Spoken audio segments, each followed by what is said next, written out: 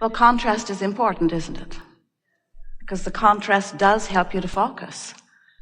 By knowing what you don't want, you more clearly know what you do want. And that is valuable.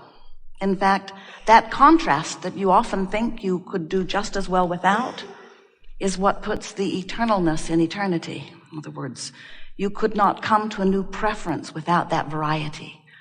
That variety is essential. So you are appreciating the contrast of your time and place because it helps you to sharpen what you are wanting. Do you know who you are? Do you realize that you are source energy in physical form? Do you realize that the non-physical part of you that existed before you came forth into this physical body still exists in non-physical form? That's really the most important concept that we want to help you get your thoughts around. As we visit with our physical human friends, often they realize that there was something before this. It's not hard to look around this magnificent planet and galaxy and universe as far as you can see without coming to the conclusion. It's just so obvious that there's something bigger going on.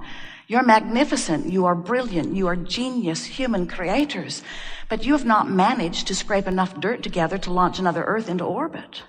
In other words, you acknowledge that there is something bigger going on. And so it's not hard for you to acknowledge that there was something before the you that you know as you. And many of you hope or believe or want to believe that there will be something beyond this you, this personality that you know as you. But the most important thing that we want you to understand is that while you are here in this physical body, that the larger part of you remains non-physically focused. And that even though you are these magnificent flesh, blood, and bone beings, you are vibration first and foremost. You are energy. And the manifestation that you see, the physical you, oh yes, it is a magnificent manifestation, but it is an extension of this non-physical energy.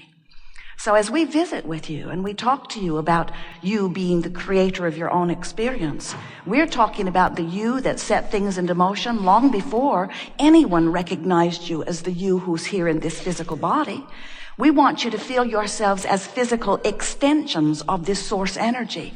And in fact, unless and until you accept yourself as extensions of source energy, and you understand the reality of this source energy part of you, and you understand the relationship between the non-physical you and the physical you, then you cannot begin to do or be or have what you chose before you came forth into this physical body.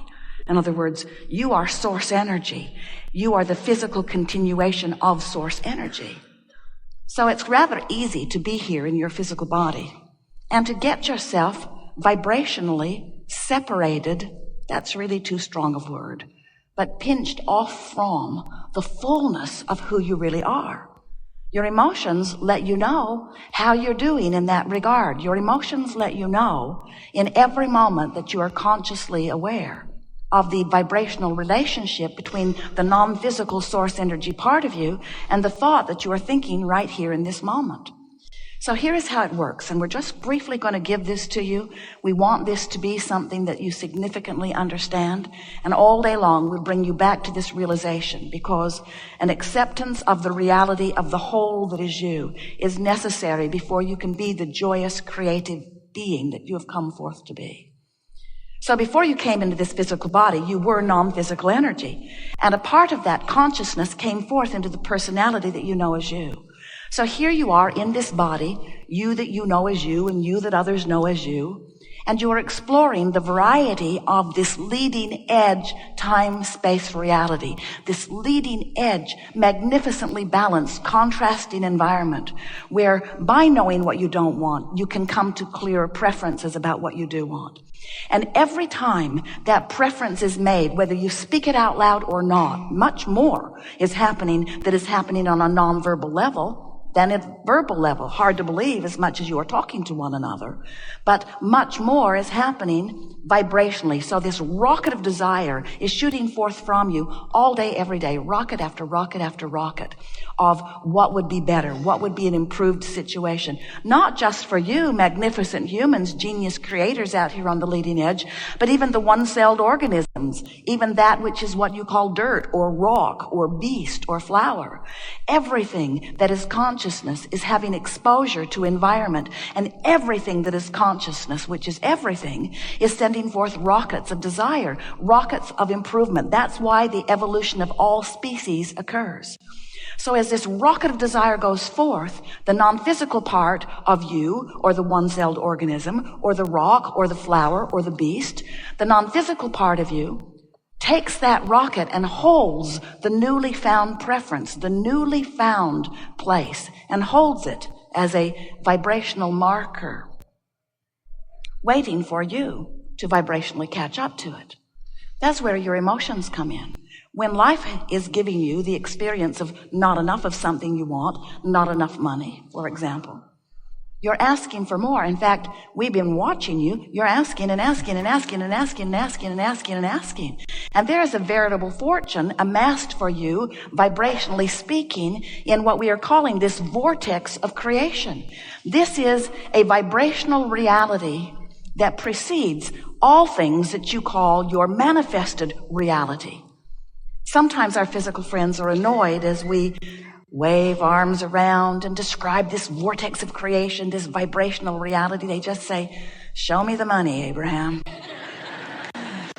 I want to believe you that airy-fairy stuff is real, but what I really want is the tangible evidence. And we want you to understand that once you've launched the rocket and once the source within you has acknowledged it and is holding to it, that there is a vibrational reality that is valuable. It's an escrow that you can count on, but you have to be a vibrational match to what you're asking for. And often, even though you want to be, you're not. You beat the drum of not enough money, and as you do, you're asking for more and asking for more, because whenever there's not enough, you are asking for more. And so Source is tending to and holding this fortune. And here's the thing that we really want you to understand. In this vortex of creation, where the larger part of you dwells, where law of attraction is assembling all cooperative components, that is the key reference for you to take away from this gathering. All cooperative components have already been assembled for the manifesting of all things that you are asking for. But the question that we want you to become aware of as you are here in this workshop today, we want you to ask yourself, am I in my physical form a cooperative component? And the answer is often you're the only uncooperative component. Because you're still beating the drum of I don't have enough, I don't have enough, I don't have enough. And you know why that is? Because your awareness of your reality has your nearly undivided attention. You're so busy looking at what is that you've forgotten that what is was only and will only ever be the bouncing off place for this vortex of creation where all things are happening.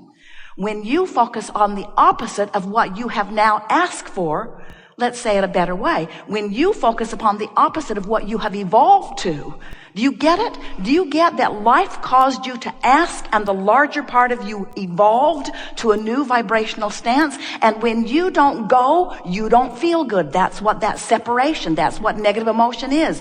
That's what the tug of war within you often is. In other words, the larger part of you went someplace that the physical part of you is holding out on.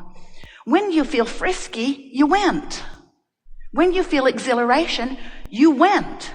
When you are in love, you're there. In other words, this is a vibrational vortex of attraction. And the better you feel, the closer to the vortex you are. And when you feel wonderful, you're in this vortex. Now, the benefit of being a vibrational match to what's in the vortex is you now have clear sight. You know what to do. Your impulses are right on key. Your timing's good. You feel exhilaration. The words that flow forth from you are accurate and on point every single time. When you're in the vortex, you're tuned in, tapped in, turned on. When you're in the vortex, you're all that life has caused you to become. And that's really, really a lot. because you were a great deal before you came into this body, and being here, you've become more still. You are source energy in physical bodies, and when you're complaining, you're not letting yourself be it. So, when you come to realize that you are source and that you didn't come ever to get it all done, you came for the joyous expansion. You came for the opportunity to explore contrast and to give birth to new ideas.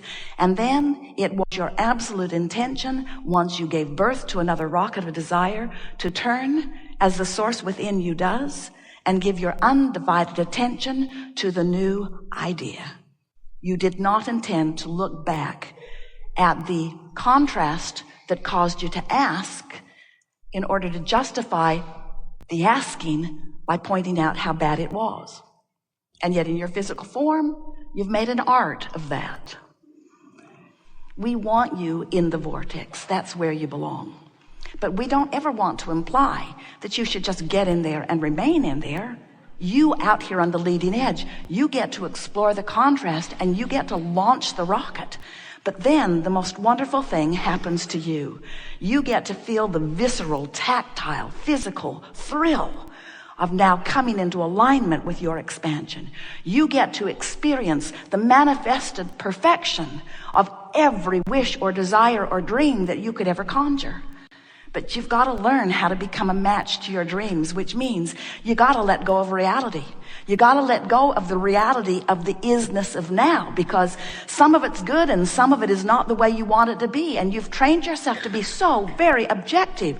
You weigh the pros and the cons and the pluses and the minuses. You find things, you may not believe this, but you find things in your historical history. You find things in your history that were awful and you make monuments about them.